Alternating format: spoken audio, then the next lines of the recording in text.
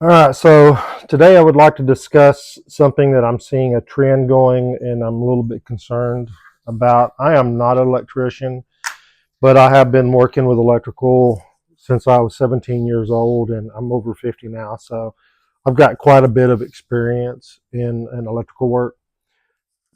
Um, Push pin connectors is something that's making a big trend now. And uh, like I said, I'm not an electrician, but I am concerned.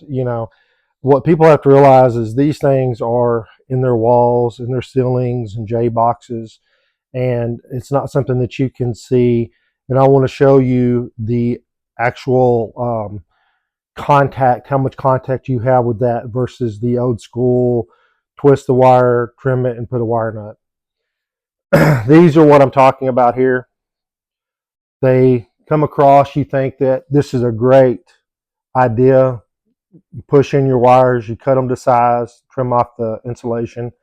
You cut them to size, you push them in, and they lock in place. And they sound really great. I personally would never use these. I have in the past seen where people use the push-in connectors in like your uh, electrical outlets, and and I've seen where that has come loose and created arcs. And so I would never use that. The other thing I want to make sure everybody understands is I'm using this wire. This is not electrical wire in no way, shape, or form. This doesn't have insulation on it.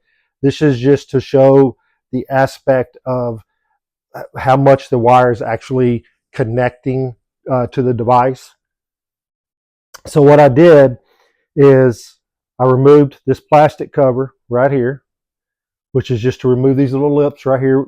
And you can pull this out so you can actually see how this is made. As you see, it's a piece of plastic. This little thin piece of metal right here is all that is connecting your wires. And if you get closer there, you can see that that is very, very thin. And so the only place that you're making connection on this wire is this little tab right here where it touches the wire, and then back here where it touches back here the wire. So you've got two little bitty small spots that's actually touching that wire. Wago makes a similar deal, but it pushes down on the wire. This has like a spring tension within the metal. Now this is how an electrician will normally wrap their wires. They're going to trim off the insulation of the wire.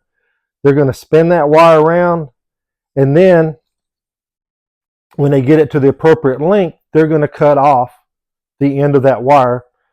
Now, if you look at this, I've got everywhere where that wire is touching, I've got connection.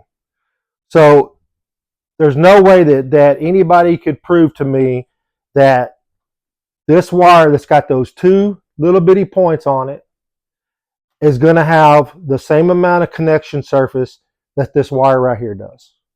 And then on top of that, they're going to take their wire nut, they're going to put it on, and they're going to tighten their wire nut down good and tight. So inside of your wire nut, again, if you look in there, there is a metal inside there. So that, if you look at the wire, you'll be able to see where it cut into the wire, making that connection even tighter.